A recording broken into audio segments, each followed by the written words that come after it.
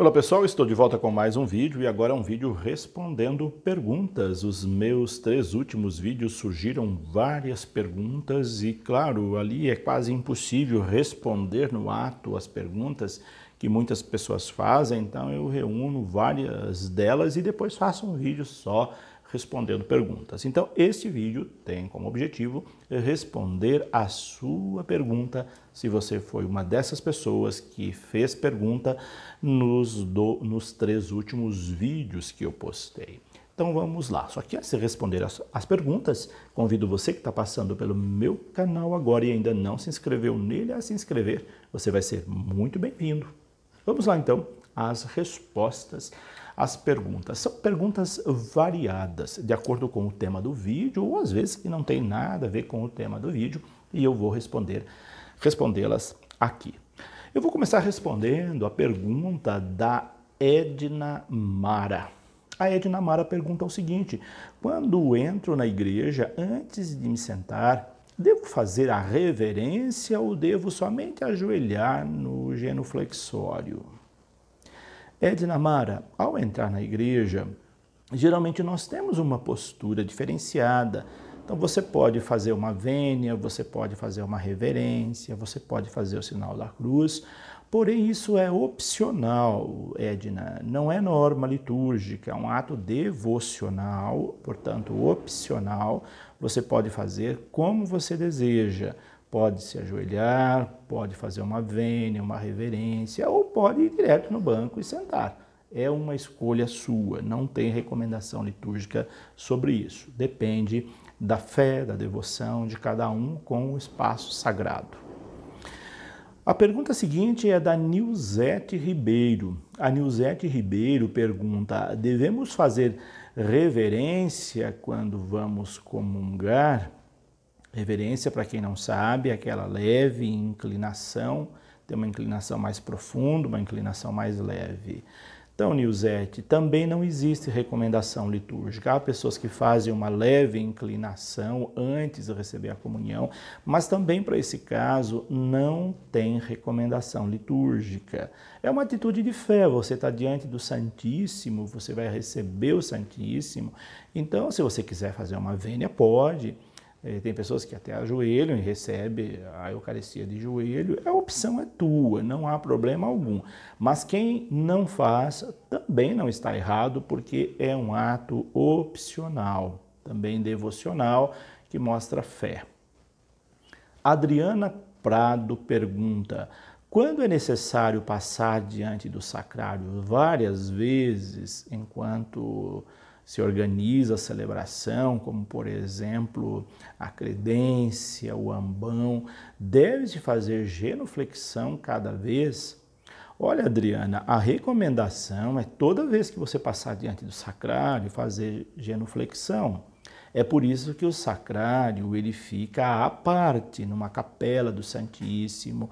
Ele não fica no lugar de trânsito das pessoas. Porque você imagina, se ele está no lugar de trânsito das pessoas e você toda hora que passar na frente dele, tiver que fazer genuflexão, você vai fazer um exercício físico aí bastante interessante. Então, por isso, liturgicamente se recomenda que os sacrários fiquem num lugar que não seja lugar de trânsito das pessoas. Mas se na sua igreja ele está no lugar errado e as pessoas têm que passar toda hora na frente dele, lamento dizer, precisa fazer genuflexão. Quem sabe o padre da sua paróquia vai pensar em colocar num lugar mais adequado, onde não tenha tanto trânsito de pessoas, como, por exemplo, numa capela à parte do Santíssimo, porque a recomendação litúrgica é toda vez que se passar diante do sacrário com o Santíssimo, que ele esteja lá o Santíssimo, deve-se fazer genuflexão. A Zenilde Leite pergunta: na procissão de entrada, fazemos uma leve inclinação ao passar diante do padre? Não, Zenilde, não se deve fazer inclinação ao passar diante do padre. Tem gente que acha que ao passar diante do padre deve fazer inclinação. Não tem nenhuma recomendação litúrgica para isso, não. Então, fique tranquila com relação a isso.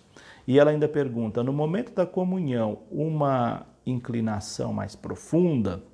É a mesma pergunta da outra acima que eu respondi. opcional. Se você quiser fazer uma inclinação, pode, mas se você não quiser fazer nenhuma inclinação ao receber a comunhão, também não tem problema algum. O Odair Vilso pergunta, estando na frente da Assembleia, ao passar para o outro lado, devo fazer genuflexão ou apenas vênia? Eu não entendi muito bem sua pergunta, Odair, porque não tem sentido fazer vênia e nem muito menos genuflexão ao passar diante da Assembleia. A gente só faz vênia ou reverência ao passar diante do altar e genuflexão diante do sacrário. Fora isso, não se faz diante da Assembleia, não precisa, tá ok? O Celso Júnior pergunta, preciso fazer genuflexão quando entro na igreja ou somente na Capela do Santíssimo? Somente na Capela do Santíssimo, Celso, não precisa fazer quando entra na igreja. A Ângela Menezes pergunta, o que pessoas idosas ou com problemas nos joelhos que não conseguem fazer genuflexão podem fazer diante do Santíssimo? Ângela, pessoas idosas e pessoas que têm problema no joelho, elas estão dispensadas de fazer genuflexão. Ela pode fazer só uma leve inclinação e ficar em pé diante do Santíssimo. Não precisa. Se a pessoa tem problema no joelho, ela não pode ajoelhar, ela está dispensada de ajoelhar durante a missa, de ajoelhar diante do Santíssimo. Pode ficar tranquila e recomende isso às pessoas que você conhece que tenha problema no joelho ou que seja uma pessoa idosa que tenha dificuldade de se ajoelhar. Aldivete Maria pergunta, ao receber a Santíssima Eucaristia, qual a forma correta de fazer? Eu até fiz um vídeo sobre isso, Aldivete. Para receber a Eucaristia, você deve estender a mão esquerda e colocar embaixo a mão direita e pegar a Eucaristia e comungar, se você não recebê-la na boca. Agora, em era de coronavírus, a igreja suspendeu a distribuição da comunhão diretamente na boca, então é agora só na mão. E não precisa fazer vênia, se é essa a sua dúvida. O Luan Oliveira pergunta, como pode ser feita uma missa sem fiéis com a rubrica do missal romano devido ao coronavírus? Então, Luan, agora está sendo pedido, muitas dioceses têm pedido a suspensão das missas. E aí recomenda-se a missa sem fiéis. Segue as mesmas normas do missal romano. A missa sem fiel, ela segue as mesmas normas do missal romano. Claro, sem resposta da Assembleia, como missa com fiéis. Mas ela segue as rubricas do missal romano próprias para missa sem fiéis. Existe essa modalidade no missal romano, seguindo as rubricas da missa própria sem fiéis. O Anderson Santos pergunta, como um leigo deve ler o Evangelho durante o terço dos homens? Deve fazer os mesmos sinais que o padre faz ao proclamar o Evangelho na missa? Antes de responder sua pergunta, Anderson, só quero lembrar aqueles que estão assistindo o meu vídeo que talvez você ouça algum ruído, algum barulho, é que agora começou uma forte chuva, talvez ela interfira no som deste vídeo, tá? Mas espero que não atrapalhe. Então, Anderson, você faz essa pergunta, se o Evangelho está sendo proclamado fora da missa e por um leigo, não precisa fazer o mesmo que o padre faz. Proclamação do Evangelho de Jesus Cristo segundo São João, sinal, tudo. Não, você já pode entrar direto, Evangelho de São João, e entrar direto na leitura do texto, e dizer no final, palavra da salvação, somente isso. Só na missa que tem aquelas fórmulas próprias. A Margot Mastrantônio pergunta, e quando a gente não consegue fazer genuflexão por motivo de problema no joelho? Então, Margot, é aquela mesma resposta que eu acabei de dizer acima lá para a Aldivete Maria. Se a pessoa não pode fazer genuflexão, ela não faz. É simples assim.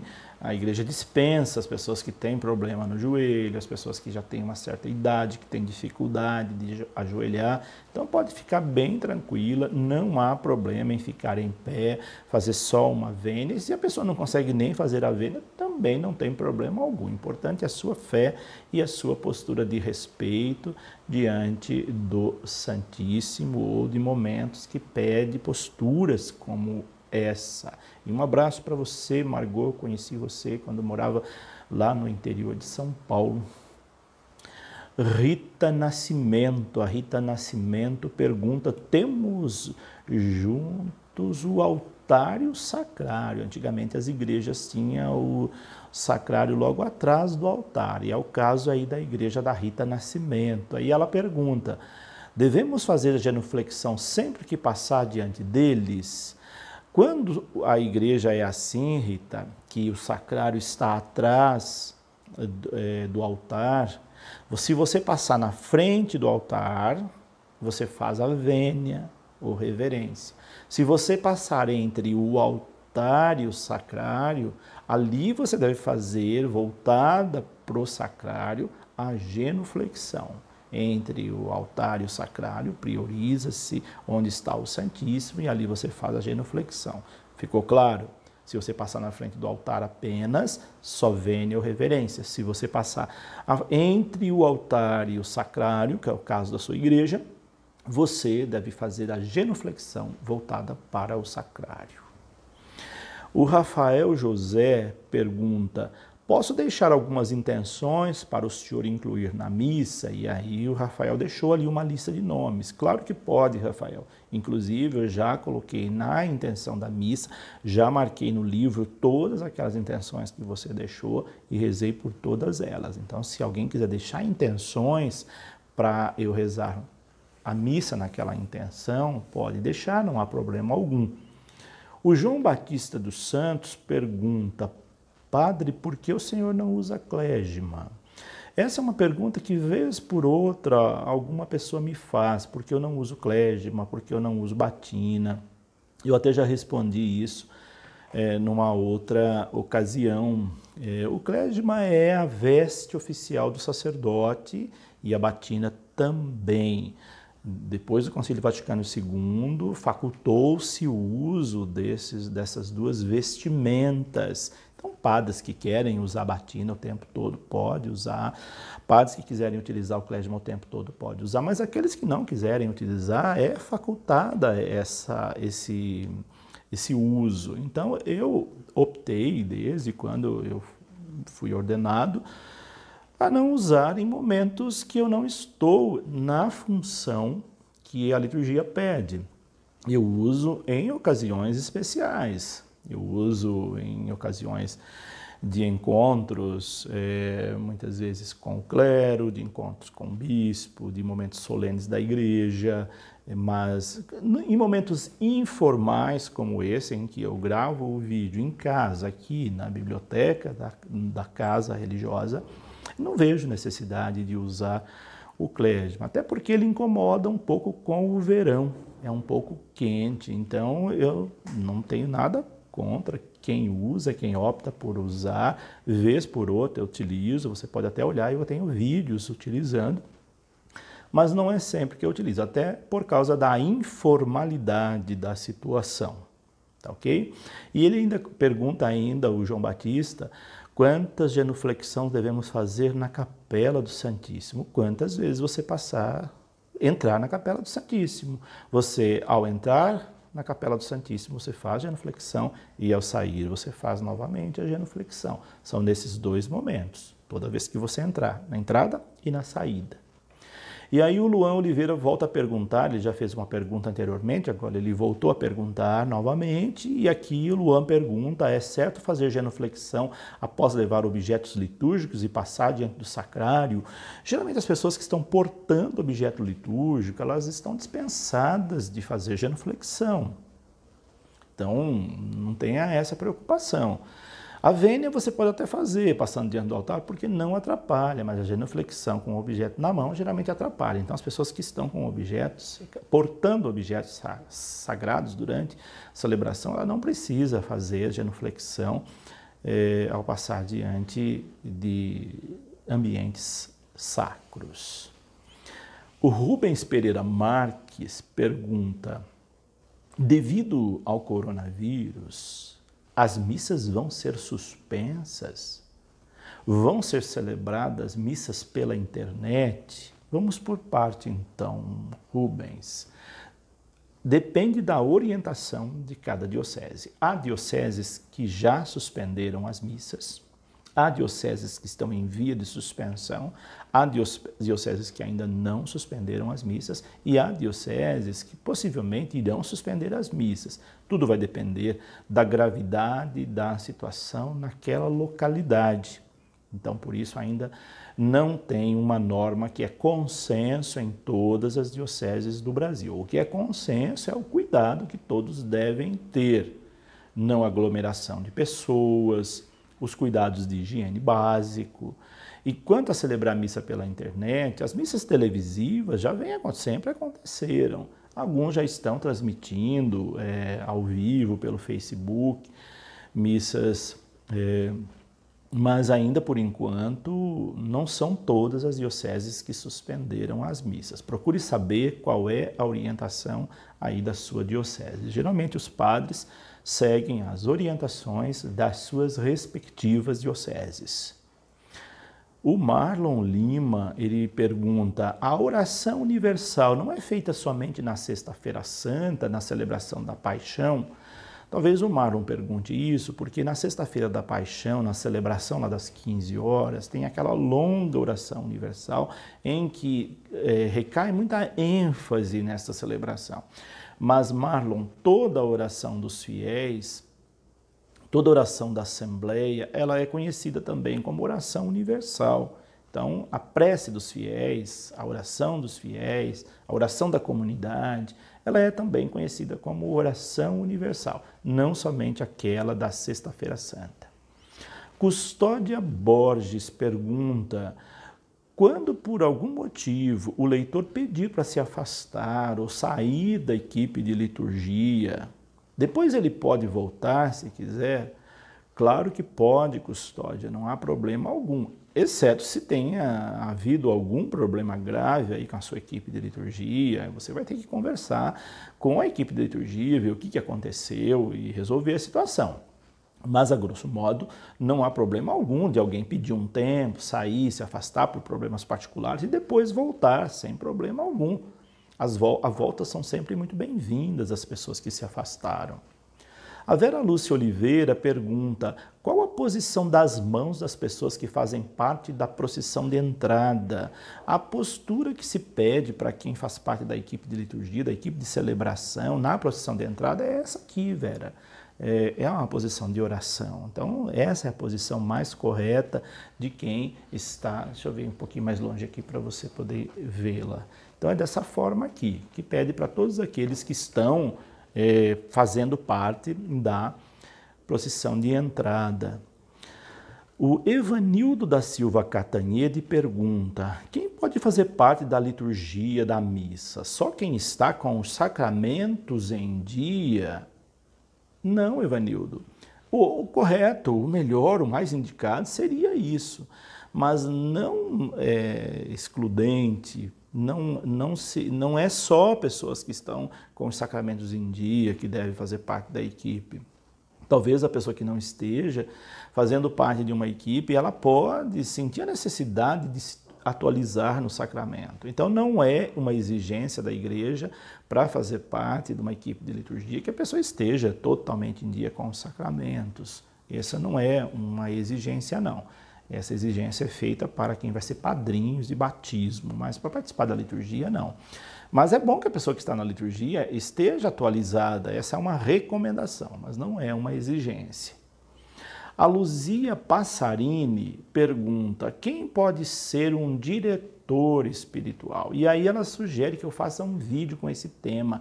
Assim que oportuno, Luzia, eu farei um vídeo com este tema. Também acho um tema relevante. Assim que eu tiver uma oportunidade, farei um vídeo só sobre direção espiritual, diretor espiritual. Mas respondendo a sua pergunta, qualquer pessoa pode ser diretor espiritual desde que ela tenha uma espiritualidade bem trabalhada. Não precisa ser só padres, freiras, frades, freis, diretores espirituais. Uma pessoa leiga pode ser um diretor espiritual. Basta que ela esteja em dia com a igreja, que seja uma pessoa que tenha uma boa espiritualidade, que ela tenha capacidade, condição de orientar outra espiritualmente, não há problema algum. Nós temos muitos leigos que são diretores espirituais de outras pessoas. Isso não há problema algum, Luzia, pode ficar tranquila. Ana Lúcia Saboretti pergunta: antes da primeira leitura, há um pequeno texto, devemos lê-lo? Assim que a gente pega o lecionário, você vê que tem um trecho lá em cima antes da leitura, né? E a dúvida da Ana Lúcia é se deve ler aquele texto antes de ler a leitura ou não. Não se deve ler esse texto, Ana Lúcia. O leitor deve ler somente a leitura. Por exemplo, ele pega o livro, vai dizer leitura da primeira carta de São Paulo aos Coríntios e vai entrar no texto.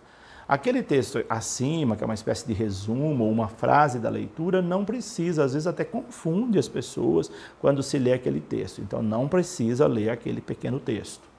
A Isabel Cristina Zimmermann Zambonetti pergunta: levo o livro na procissão, à frente do celebrante. Devo fazer reverência diante do altar? Quem porta o objeto não precisa, mas também não atrapalha. Você chegou diante do altar, pode fazer uma leve inclinação, mesmo estando com o livro na mão, mas é opcional, Isabel. E por fim, a última pergunta aqui é do Elias Ribeiro, de Piquete, São Paulo, Diocese de Lorena. O Elias pergunta... ele não pergunta não, ele faz uma sugestão. Ele faz uma sugestão para que eu faça um vídeo sobre a Pascom. Obrigado, Elias, pela sugestão. Também acho a sua sugestão muito oportuna, muito valiosa.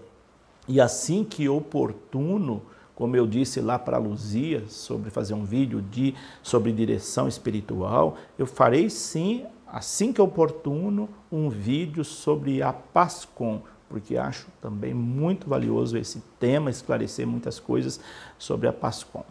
Por hoje é isso. Você pode deixar também a sua pergunta, a sua dúvida, e assim que oportuno, que tiver várias perguntas, eu faço outro vídeo só respondendo perguntas.